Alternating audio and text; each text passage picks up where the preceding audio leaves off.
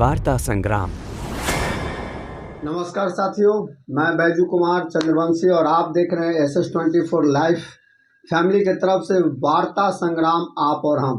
आज हमारे गेस्ट के रूप में हैं कुमार विनय जी, जो माँ बजेरी के कृपा इन पर इतना बरस रही है जिसका क्या कहा जाए। 21 लोगों को पर डे कोरोना काल से अभी तक डेली 21 व्यक्ति को, आपने सही सुना, 21 व्यक्ति को पर डे सुबह या शाम कोई एक समय पेट पूजा कराते हैं, मतलब भोजन कराते हैं। ऐसे व्यक्ति आज आपके सामने रूबरू हो रहे हैं।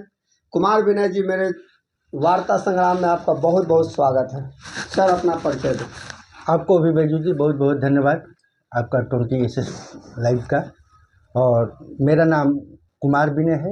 मैं एक समाज सेवी हूँ और माँ बरेजी मंदिर ट्रस्ट जेठवार भट्ट का PRO हूँ।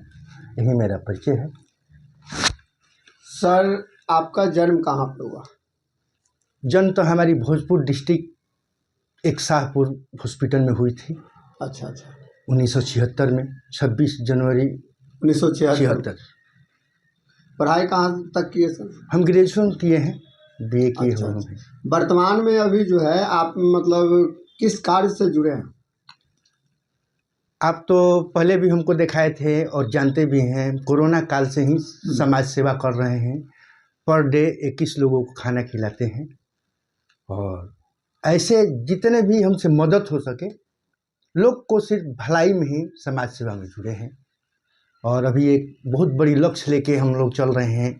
माँ बरेजी मंदिर ट्रस्ट का PRO हूँ। एक धाम बनवाने का लक्ष्य है। हमारी पूरी समिति को, गांव को एक धाम बनाकर दिखाने का लक्ष्य है, जिसमें हमारे जगत गुरु जी भी जुड़े हुए हैं, राधा मोहन दास जी भी। उन लोगों को एक महंत जी हैं, कौशलेंद्र दास जी, ऐसे ऐसे महानुभाव हैं। हमारे श्री यादवेंद्र राय जी 10 कट्ठा जमीन दान दिए हैं। 10 कट्ठा जमीन जी, दान दी। वो एक महान दानकर्ता यानी करोड़ों की संपत्ति उन्होंने दान दिया है। वो माँ को, हाँ, माँ पूज्य माँ को। अच्छा।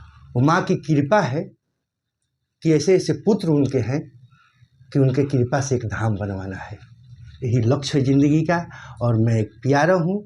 मैं एक पी पर कुछ आपके सामने हाँ, एकदम रखना चाहता हूँ। रखिए, जो जिससे कि आने वाले पीढ़ी को उससे मतलब सीखने को मिले। जी, हम लोग समाज को देने आए हैं, समाज को मतलब वो देंगे हम सभी लोग मिलकर, जो आने वाले पीढ़ी को एक सुंदर ढंग से संवार सकते। बिल्कुल। तो मैं PRO हूँ और प्यार बांटता हूँ। अच्छा। पी शब्द इंसान को बहुत ही प्यारा है। अच्छा, हाँ है। पी से पैसा भी होता है। और पूरे जिंदगी भर इंसान, मनुष्य पी के पीछे भागते रहता है। जो मिलता है वो भी पी से, जो नहीं मिलता है वो भी पी से। जैसे मैं बता दूं मिलने वाला, पी से पिता, पी से पत्नी, अच्छा, पी से पुत्र, पी से पुत्री, पी से पैसा, पी से पद, पी से प्रतिष्ठा, वाह, पी से परिवार, पी से प्यार, अच्छा, पी से परीक्षा, पी से पब्लिसिटी। ये सारे पी से पढ़ते पढ़ते हम एक दिन पी से पाप भी करते हैं। अरे वाह, सही बात है। और पाप करते करते एक दिन पी से पतन भी होता है। पी से ही पतन होता है। और पतन के बाद कुछ बचता नहीं है। जिंदगी में पी से एक पछतावा बच जाती है। अच्छा, हमारे जिंदगी में कुछ नहीं मिला, भगवान हमको नसीब में नहीं दी, ये सब पछतावा के अलावा बहुत बड़ी बात है सर। इस जिंदगी में कुछ बचता ही नहीं है। तो मैं इस समाज से आग्रह करूंगा, इस पछतावा के पीछे ना भागकर पी से परमात्मा के पीछे लगिए और पी से पुण्य कमाइए। अरे वाह, यही हम इस जन एथी से आपके चैनल के माध्यम से लोगों को आग्रह करूंगा कि पी से पुण्य कमाएं। और इस मनुष्य के जिंदगी का सार भलाई में है। जैसे दूध का सार मलाई में होती है, उसी तरह जिंदगी का सार भलाई में होती है। अंत में मैं पी से PRO हूँ। अच्छा अच्छा अच्छा। माँ बरेजी मंदिर ट्रस्ट जिठवार भट्ट का। तो मैं सभी को पी से अंत में प्रणाम करना चाहूँगा, स्वीकार करें हमारा। मेरा नाम कुमार विनय। सर एक सवाल और है आपसे कि आपका हॉबी क्या है? हॉबी तो आपसे पहले नहीं बताई, लोगों को जन कल्याण करना, सेवा करना, हम बचपन से ही हमारी लगाव है। माँ पिता का ये देन है।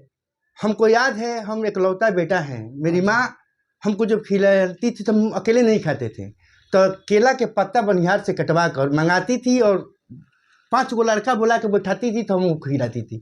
तो हम बचपन से सीखे हुए हैं लोगों के साथ खाना खिलाना और पूरे व्यवहार बना के रखना।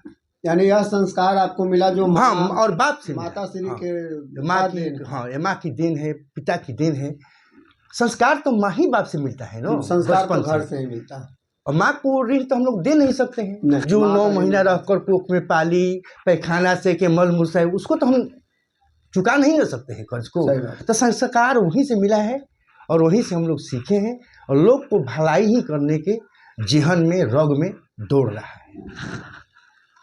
सर एक सवाल और है। हाँ, बताया जाए हुजूर। आपको उन भटके हुए बच्चों को क्या कहना चाहेंगे जो बच्चे 15 से लेकर 25 के बीच में और भटक जाते हैं, उनको एक संदेश देना चाहते हैं, क्या देंगे? भाई जो एक एज है भटकने का, जिसमें अपने माँ बाप को भी वो मतलब भूल जाते हैं। माँ बाप को भी मतलब मिला जो हाँ, और बाप से माता श्री के माँ की, हाँ, ये माँ की देन है, पिता की देन है।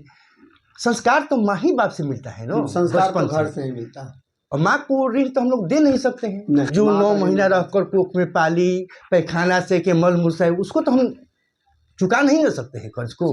तो संस्कार वहीं से मिला है और वहीं से हम लोग सीखे हैं और लोग को भलाई ही करने के जेहन में, रग में दौड़ रहा है। सर एक सवाल और है। हाँ, बताया जाए हुजूर। आपको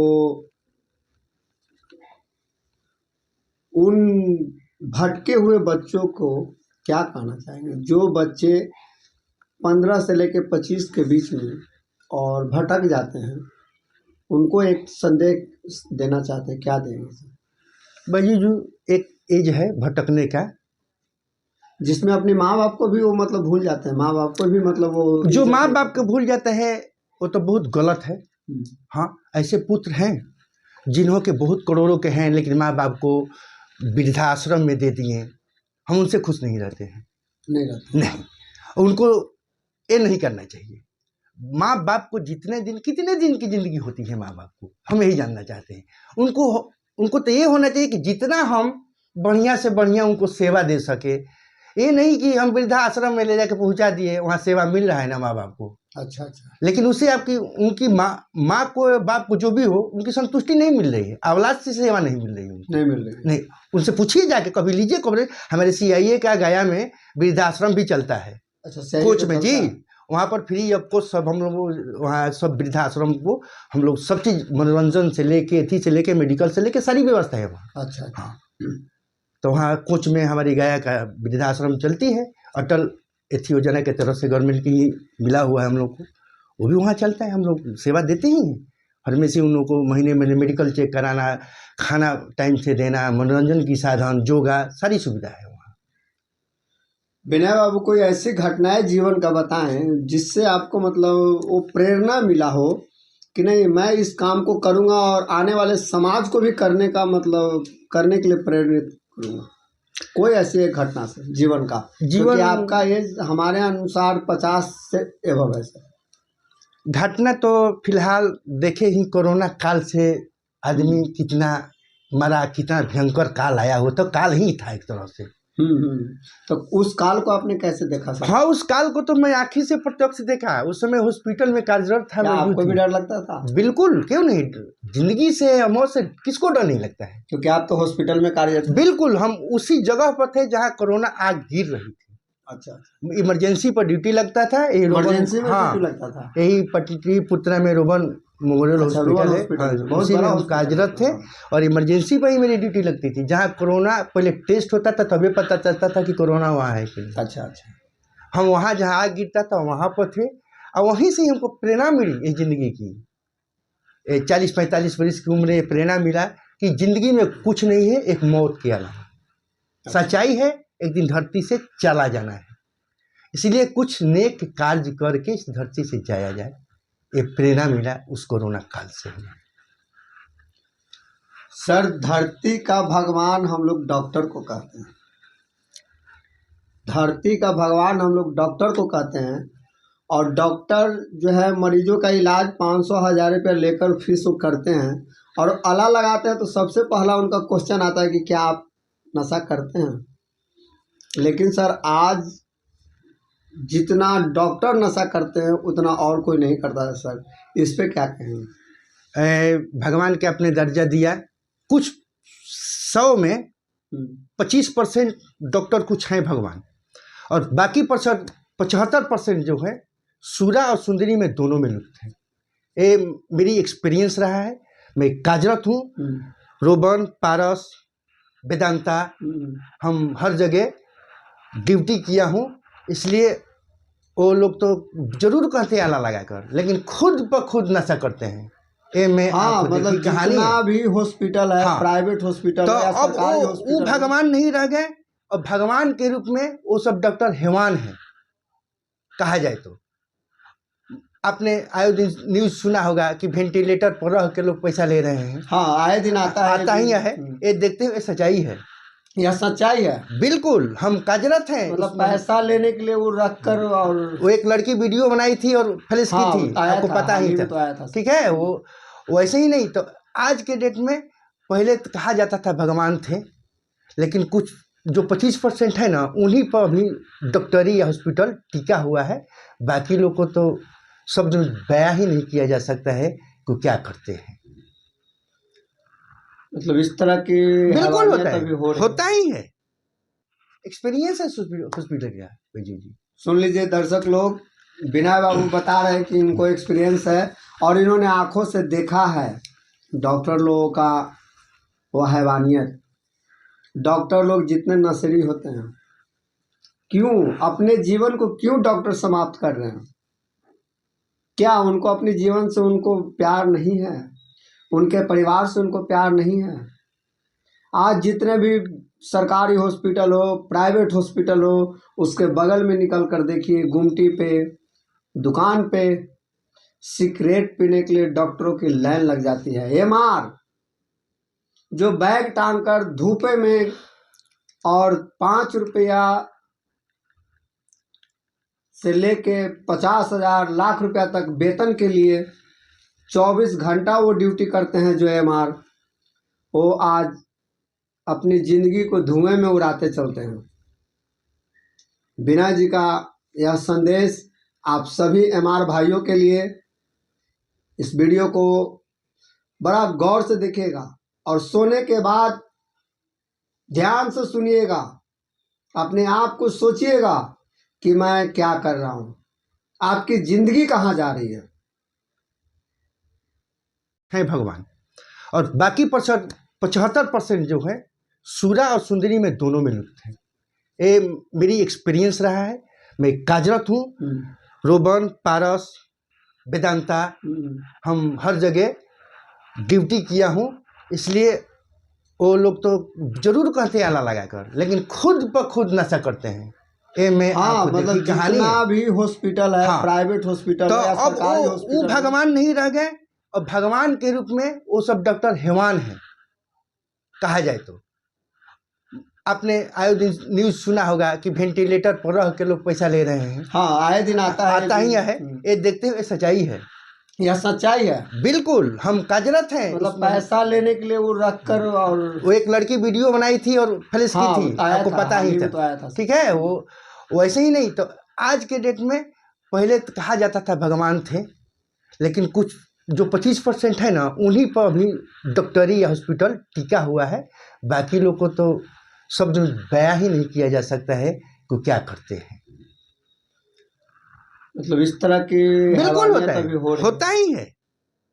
एक्सपीरियंस है हॉस्पिटल का बैजू जी। सुन लीजिए दर्शक लोग, विनय बाबू बता रहे हैं कि इनको एक्सपीरियंस है और इन्होंने आंखों से देखा है डॉक्टर लोगों का वो हैवानियत।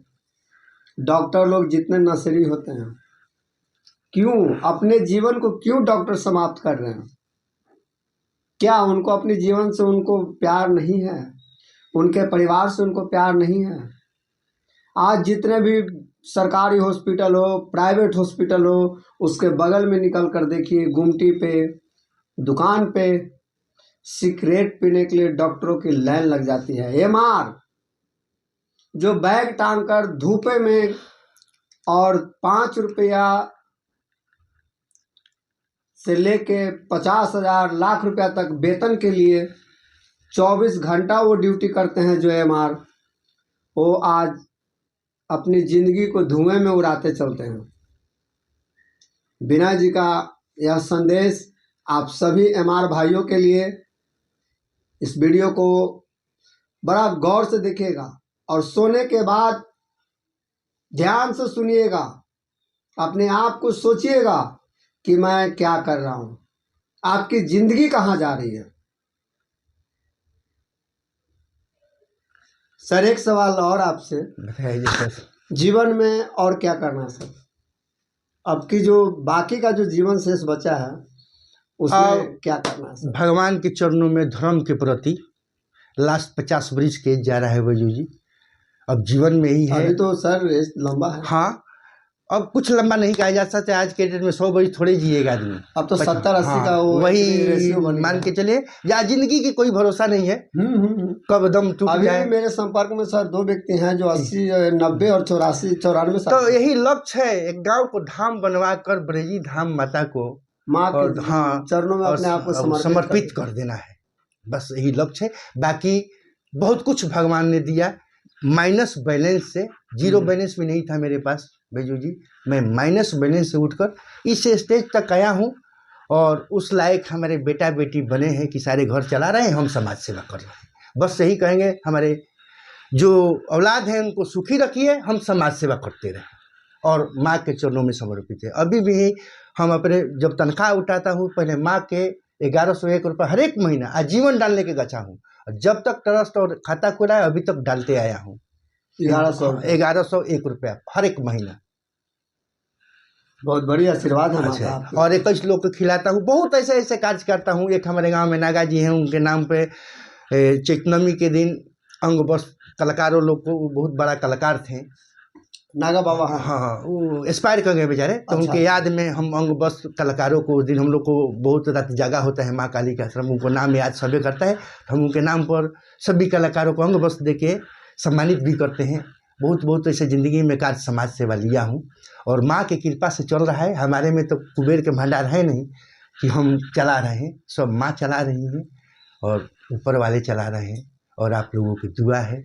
और विशेष आपके चैनल को बहुत बहुत धन्यवाद सर। एक बात, क्या मतलब आप अपने याद में सर मुस्कुराए कब है? अरे जिंदगी में तो हमेशा शादी हुआ तो मुस्कुराए हैं आदमी। कॉलेज लाइफ में मुस्कुराते ही रहता था। एक बार बचपन लड़कपन मुस्कुराना वाला था, अभी भी मुस्कुराते हैं, हम खुश ही रहते हैं। हम यही संदेश भी देते हैं, जिंदगी में खुश रहना ही बहुत बड़ा दवाई है। जिंदगी में खुश रहना बहुत बड़ा दवाई है। नहीं तो आप टेंशन लीजिए, बीपी से मर जाएगा, शुगर बढ़ जाएगा, बीपी बढ़ जाएगा। एक टेंशन लेने से थोड़े कुछ फायदा है। इसलिए मुस्कुराते रहिए और जिंदगी को घड़ी की तरह चलते रहिए और स्टेज करते रहिए और ये जिंदगी ऐसी आप चलते रहेगा। भगवान दिए हैं, स्टेज करा रहे हैं, जैसे चला रहे हैं। जाही विधि राखे राम वही विधि रहिए वाला कहानी है, वही कहानी है बैजू जी। हम लोग कुछ नहीं करते हैं, हम एक मात्र पात्र हैं इस धरती का। जैसे भगवान सबके नचावत राम गोसाई, अच्छा, उसी तरह हम लोग इसी स्टेज कर रहे हैं, नाच रहे हैं, प्रभु चल रहे हैं, चला रहे हैं। विशेष क्या सोचना है? चलिए विनय बाबू, हंसते रहे, मुस्कुराते रहे और मस्त रहे। आपका मेरे चैनल में बहुत बहुत धन्यवाद। विनय बाबू आए और बहुत ही अच्छी अच्छी बातों इन्होंने बताया। और सर इस प्रोग्राम से जुड़ने के लिए और भी जितने लोग अपना बात को रखना चाहते हैं समाज में, सर उनको भी आप कुछ संदेश दे दें। हाँ, ये बहुत बहुत अच्छी प्रोग्राम है, वार्ता संग्राम। बैजू जी के माध्यम से अच्छा पहल है। और हम अपील करेंगे आप लोगों को भी कि इनके वार्ता संग्राम से जुड़े और कार्यक्रम को सफल बनाएं। और बहुत बहुत SS20 लाइव को धन्यवाद देना चाहता हूँ, धन्यवाद। कार्य को सराहा और दिखाया। धन्यवाद सर। नमस्कार दोस्तों, साथियों, मैं अगले एपिसोड में फिर आपके सामने रूबरू होऊंगा, फिर ऐसे ही ज्ञानवर्धन वीडियो के साथ और ऐसे ही महान किन्हीं व्यक्ति के साथ। धन्यवाद।